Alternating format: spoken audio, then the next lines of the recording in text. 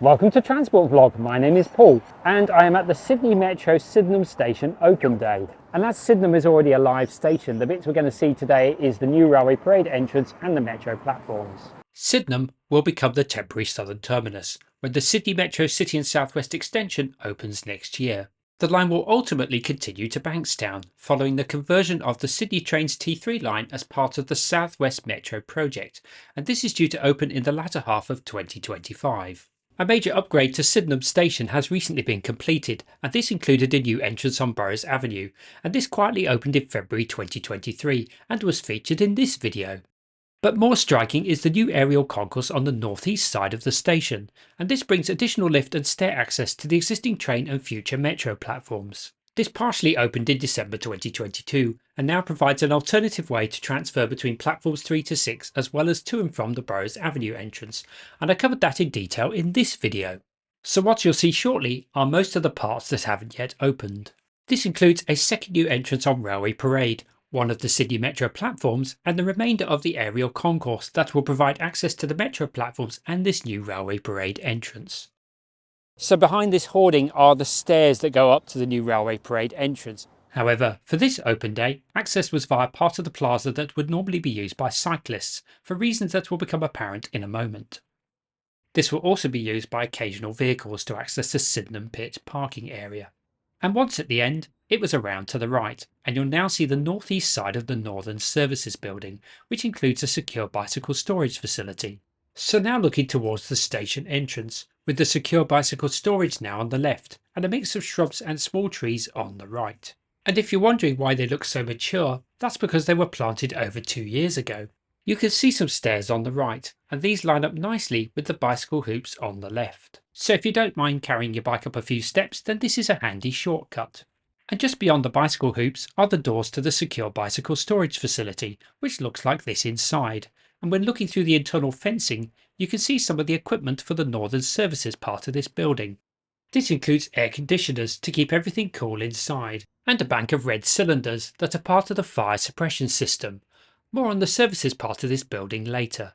Now back outside, and just beyond these steps is a Water is Life information plaque that was very difficult to film without appearing in it. And it contained this rather interesting historical diagram.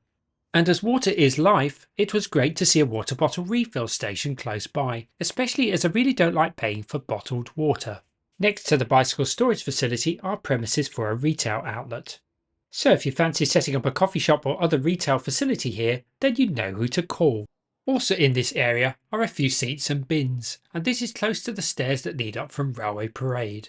This is looking back to where I started this video, with Railway Parade on the left and the familiar T&M lollipop signs in view.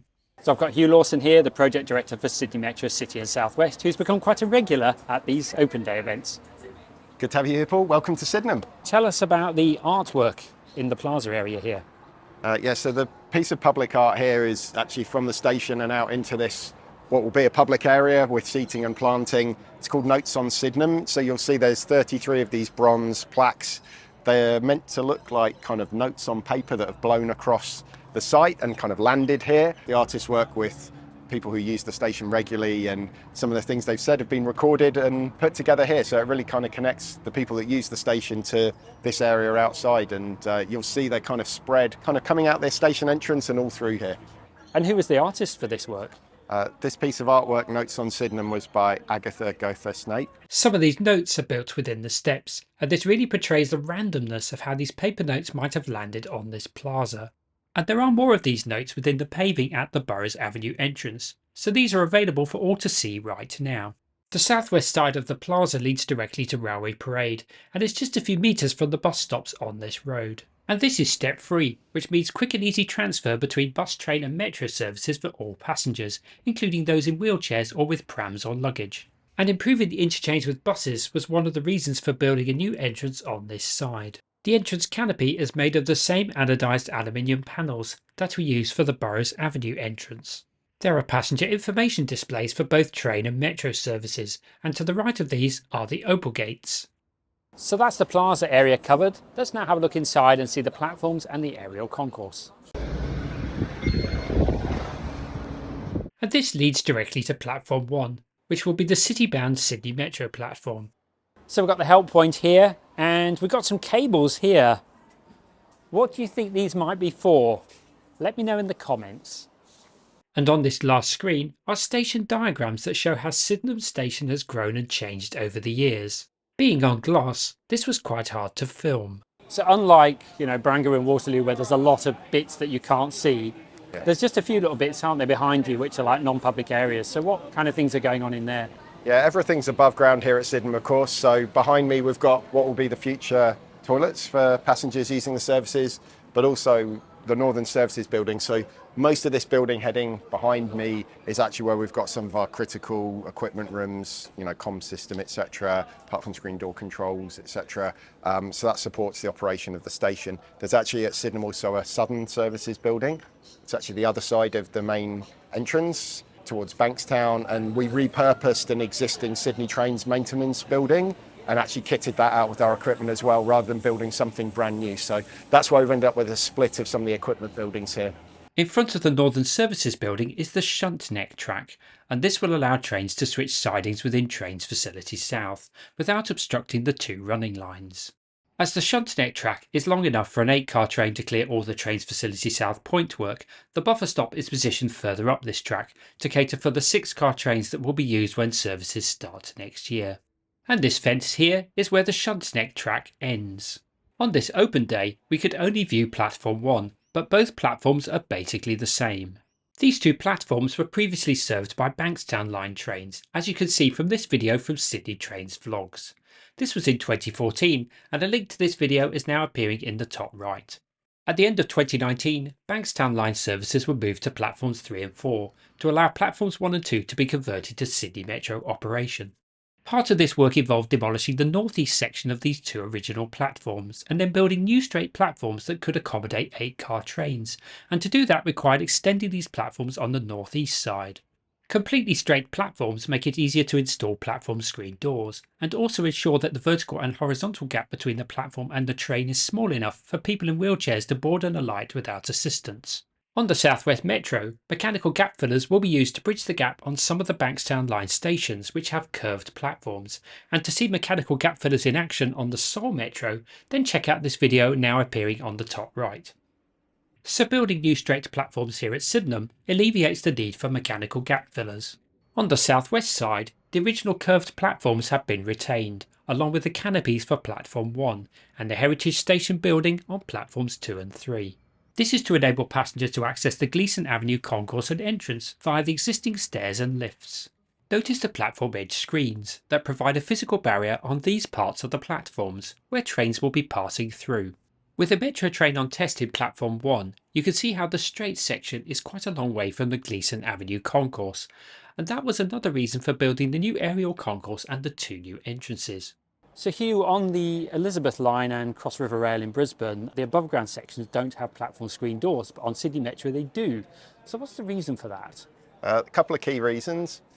Firstly, it's a fully automatic railway, and it enables us to bring the trains into the platforms a little bit faster and brake a little bit later, rather than having to kind of approach much more slowly as a kind of conventional railway would. But the other main reason is just safety, the safety benefits they bring. So it's a key feature of the metro network. You'll see it all through the northwest, all through the city, and part of the work we're doing on the southwest will introduce these doors. They mean that passengers are protected from the edge of the platform, from ending up accidentally on the track, from people dropping objects. So it's a really key safety feature as well. From the northeast end of this platform, you get a wonderful view of the double crossover and the Shunt Neck track, and further in the distance you can see the junctions for the Eastern Bypass line and for the approach tracks into Trains Facility South. And for a seriously geeky look at the Trains Facility South track layout, check out my video appearing in the top right now, and there's also a link in the description below. Also from this platform, you can see the points indicator for the crossover junction. These are not signals, and you'll only ever see them at junctions.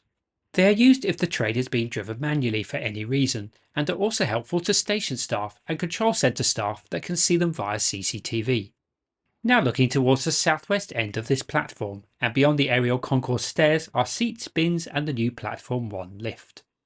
This lift will come into service when Sydney Metro services start, but the lifts serving the Sydney Trains platforms may come into use a little earlier once they are all connected up with the Sydney Metro power supply. In the meantime, step-free access is available via the lifts within the existing Gleeson Avenue entrance concourse. Beyond the Platform 1 lift is what looks like a staff amenities building, and this has a canopy above for weather protection. And just beyond the canopy is the end of the new straight metro platform, and this is also where the platform screen doors finish. So now heading up the stairs to view a section of the aerial concourse that is not yet open to the public. The Platform 1 stairs are the only ones that are not yet in use, and they feature the same bronze canopy that is used for the other platform stairs. And on the other side is the concourse entrance to the Platform 1 lift. This is now looking towards Railway Parade, with the Platform 1 lift on the left and the stairs on the right. And when looking the other way, I felt privileged to be on this side of the hoarding, which separates this part from the section that has already opened. We're expecting to see this footbridge used much more once, obviously, metro services open. We've got it partially closed at the moment, but it's been built to really handle both passengers coming in and out of the station and interchange. From this unopened part of the aerial concourse, you get a wonderful view of the tracks and both metro platforms, including the top of the new platform canopies. And you can see more clearly where the new straight metro platforms end, along with another view of the original curved platforms that continue to the Gleeson Avenue concourse. So, with trains initially terminating here at Sydenham, how's it going to work in terms of which platforms will be used and the crossover junctions, that sort of thing? So both platforms will be available for use when we open services to Sydenham next year. Trains will come into the platforms and then they'll head back towards the city, and if they need to change tracks, they'll use the crossover, or they'll have changed tracks on the way into the platform using that crossover. So in either direction we've got some key operational flexibility. And you can see just in the distance at the end of the platform the key infrastructure we've got, the crossover, and then you can see the track layout is quite complicated here because we've got various routes running in and out of the depot. We've got the Shunt Neck, we've got bypass roads related to the sidings, but the main routes, the up and down line, head from here, crossover, and then down into the Southern Dive and into the tunnels, and you can actually see off in the distance the CBD, so we're not far away. The yellow markers in the tracks are called balises, and these record the location of the train, its speed and direction of travel. And at locations where trains run more slowly, such as within stations and close to junctions, these balises are closer together.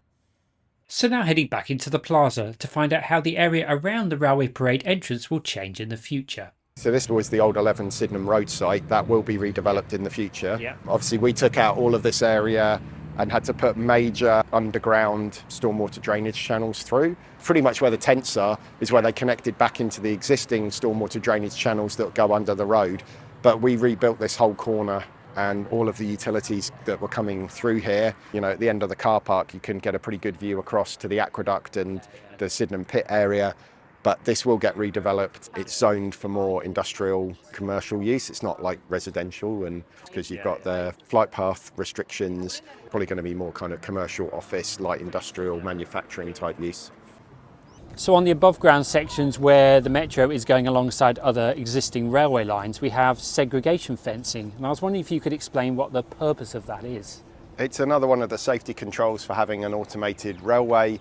Basically, we need to make sure that no one can inadvertently get into the rail corridor when the trains are running. So that means the boundary fencing, but also where we're running alongside Sydney train services. And you'll have seen it at Chatswood with the North West in that section, but there's obviously more here at Sydenham, and in the future along the Bankstown line, we have what we call a segregation fence. So that just separates the two parts of the operating network. So the segregation fencing is purely designed to keep people and objects away from the metro tracks, and is not designed to provide protection in the event of a derailment.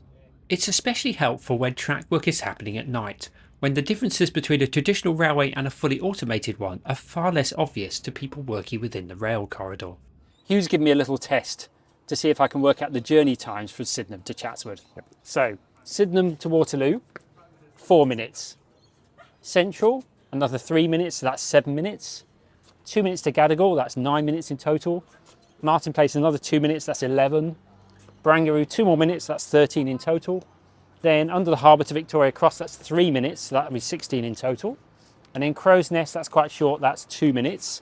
And then to Chatswood Station's 4 minutes, so that's 22 in total. Have I got that right, Hugh? Yep, pretty much. Well done. That's one. Cool. Perfect timing. Oh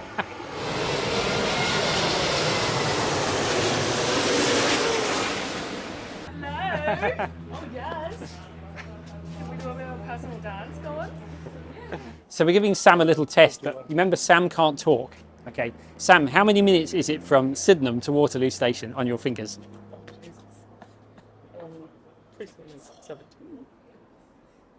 Yay! Yay! How many minutes is it from Central to Gadigal? What's your notes? Yay! A big thanks to Hugh for sharing his knowledge and expertise on camera, and also to Jim for helping with the filming and keeping me on track.